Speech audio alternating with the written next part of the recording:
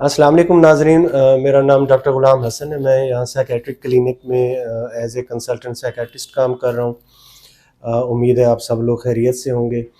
आज मैं हाज़िर हूँ आप लोगों के लिए एक न्यू वीडियो लेके, जो कि इंफॉर्मेटिव वीडियोज़ होते हैं, जिसमें हमारा जो सोल पर्पज़ यही होता है कि जी वो मेंटल हेल्थ को लेके जितने भी कोई मिथ्स होते हैं, कोई मिस इन्फॉर्मेशन होती है, उसको ठीक किया जाए और जनरली कम्युनिटी की इस तरीके से जितनी भी हम सर्विस कर सकते हैं उसको हम आगे लेके बढ़ें साइकेट्रिक क्लिनिक के प्लेटफॉर्म से।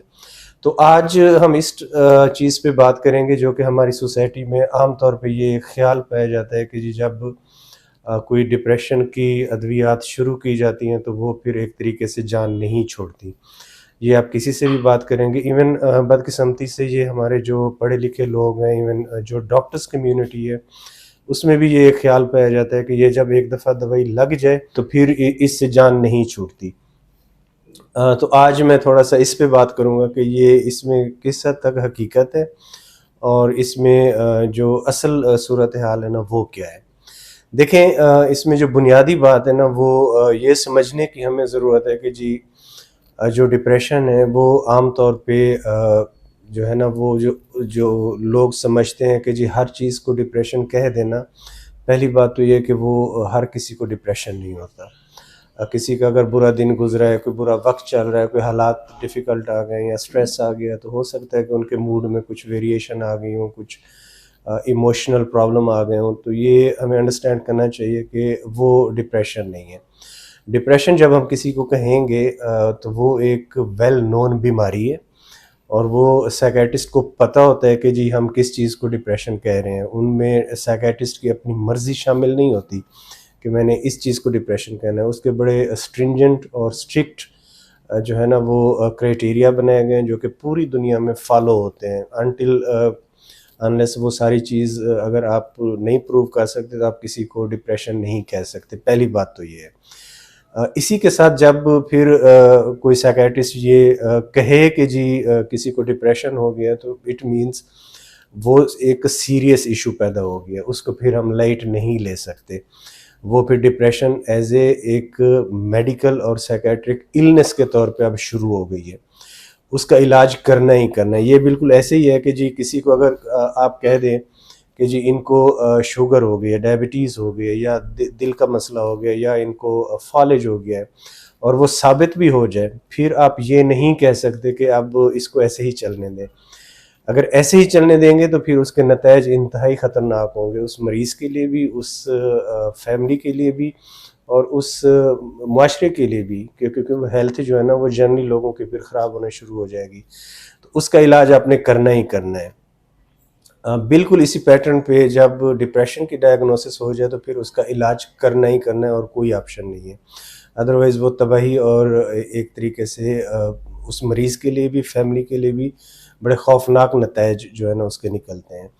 अच्छा, अब आ जाएँ जी इसकी जो बुनियादी मसला जिस तरह मैंने बताया कि जी वो होता है इसकी ट्रीटमेंट।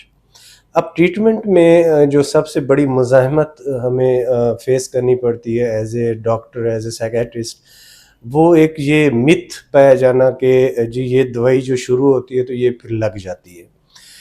देखिए, इसमें चंद चीज़ें मैं आपके सामने रखूँगा और ये फिर फ़ैसला आपने करना है कि जी हकीकत क्या है।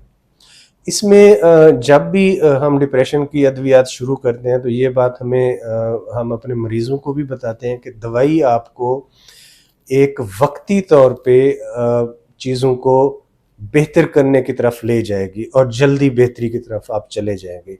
यानी अगर आप मिसाल के तौर पे इस स्टेज पे थे तो दवाई आपको उठा के इस स्टेज पे ले आएगी। ये दवाई का काम है कि आपको वो बेहतरी की तरफ ले जाएगी, ठीक है। बट इस दौरान फिर आपने अपने ऊपर काम करना है, अपनी चीज़ें संभालनी है। वो चीज़ें जो कि फॉर एग्ज़ाम्पल कोई गलत फ़ैसले की वजह से आप इस डिप्रेशन का शिकार हुए हैं, कोई माली मामलात की वजह से, कोई ड्रग्स की वजह से ये डिप्रेशन का शिकार हुए हैं, तो वो मामलात आप सँभालें। दवाई ये आपको मौका देगी। ये बिल्कुल ऐसा ही है कि मिसाल के तौर पे किसी को टाइफाइड हो जाए, मलेरिया हो जाए, तो डॉक्टर आपने देखा होगा कि उन्हें पैराडॉल देंगे ब्रूफिन देंगे ताकि उनकी फीवर जो है ना वो कुछ टाइम के लिए कम हो जाए और डॉक्टर को और मरीज़ को मौका मिल जाए कि जो ओरिजिनल बीमारी है ना उसको वो पकड़ लें, उसकी ट्रीटमेंट करें। बट अगर मरीज़ ये कहे या डॉक्टर ये समझे कि नहीं जी सिर्फ पैनाडॉल से मैंने मलेरिया की ट्रीटमेंट करनी है, तो वो नहीं हो सकती, वो पॉसिबल नहीं है, साइंटिफिकली वो चीज़ पॉसिबल नहीं है। तो इसी तरह ये जो अद्वियात होती हैं ये भी, इनका भी सोल पर्पज़ ये होता है कि जी आप कुछ टाइम के लिए लेंगे, उसके साथ साथ आप जो मामलात आपके ख़राब हुए हैं, जो वजूहात बन रही हैं उनको एड्रेस करेंगे, जिसके बारे में हम गाइड भी करते हैं, हमारे साइकोलॉजिस्ट वो भी गाइड करते हैं, ताकि वो असल मामला जब तक नहीं संभलेगा तो सूरत हाल जो है ना वो ख़राब हो जाएगी। अब इसमें थोड़ा सा फिर कोताही ये हो जाती है जिसकी वजह से ये मिथ बनता है कि दवाई लग गई है, क्योंकि अक्सर हमारे जो मरीज़ होते हैं वो ये कर नहीं पाते या उनकी इस्तिताअत में नहीं होता या बाज़ का हालात उनके फेवरेबल नहीं होते कि वो ये अपने मसाइल हल कर पाएँ। तो उस सूरत में दवाई फिर उनकी सपोर्ट बन जाती है। तो ये समझना कि दवाई लग गई है, मेरे ख़्याल में दवाई को एक सपोर्ट के तौर पे देखना चाहिए कि दवाई ही अब आपको आपके मामला चला रही है। मिसाल के तौर पे आप फंक्शनल हैं, आप जॉब पे जा रहे हैं, आप अपनी अज़दवाजी ज़िंदगी बेहतर तरीके से जी रहे हैं, तो ये दवाई की वजह से हो रहा है, क्योंकि आप इस यहाँ पे पहुँचे हुए हैं। जो ही अब आप दवाई छोड़ेंगे तो उसमें रिस्क है कि क्योंकि बाकी मामला तो ठीक नहीं हुए तो आप की तबीयत मज़ीद ख़राब हो जाएगी। एक तो ये चीज़ हमने समझनी है। दूसरा जो कलीदी वजह बनती है जिससे ये इम्प्रेशन पड़ता है कि दवाई लग गई है, वो ये होता है कि ये जिस तरह बीमारियां होती है, कोई भी बीमारी आप देख लें, वक्त के साथ साथ वो बढ़ने का रुझान रखती है। मिसाल के तौर पे ब्लड प्रेशर, शुगर, ये इस तरह की बीमारियां हैं कि जब एक दफ़ा शुरू हो जाएं तो फिर इनकी दवाई काफ़ी अरसे तक खानी पड़ती है, क्योंकि वो बीमारी साथ साथ बढ़ रही होती है। अच्छा, इसी तरह की कुछ नफ्सियाती बीमारियां भी हैं, वो जब शुरू होती हैं तो वो फिर एक तरीके से चलती जाती हैं। उनका बीमारी को रिवर्स करना या बिल्कुल नॉर्मल स्टेज पे वापस लाना वो एक तरीके से बहुत मुश्किल होता है या सम टाइम मुमकिन नहीं होता।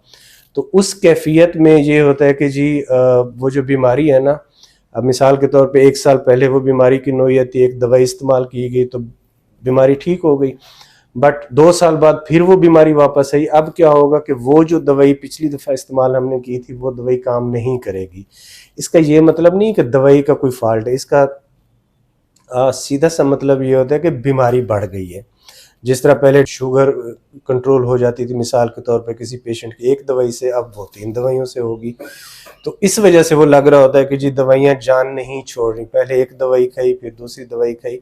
तो बुनियादी तौर पे अगर आप देखें तो आज हम ये नतीजा निकाल सकते हैं ये सारी डिस्कशन के बाद, मसला दवाइयों का नहीं है, मसला बीमारी की नौइयत का है, उसको वक्त से और माहिराना तरीके से तशख़ीस का है और उसकी प्रॉपर ट्रीटमेंट, जितनी ट्रीटमेंट रिकमेंडेड है जो कि इंटरनेशनल गाइडलाइंस को फॉलो करके बनाई जाती हैं, कि मिसाल के तौर पे 6 महीने दवाई खानी है, 8 महीने दवाई खानी है, 1 साल दवाई खानी है, इसको ज़रूर कंसीडर किया जाए। तो ये हमारी कोशिश होती है कि जी इस सारी इंफॉर्मेशन जो है ना हम अपने मरीज़ों से भी शेयर करें, ताकि जब वो एक फ़ैसला करें किसी दवाई को शुरू करने का तो वो उनका सोचा समझा फ़ैसला हो। जो इर्द गिर्द से बातें आती हैं जो कि अक्सर औक़ात ठीक नहीं होती हैं हेल्थ के मामलात को लेके, उनकी तरफ वो ज़्यादा तवज्जो ना दें। तो मेरे ख़्याल में ये जो वीडियो आज की है इस हवाले से आपके लिए मालूमाती होगी।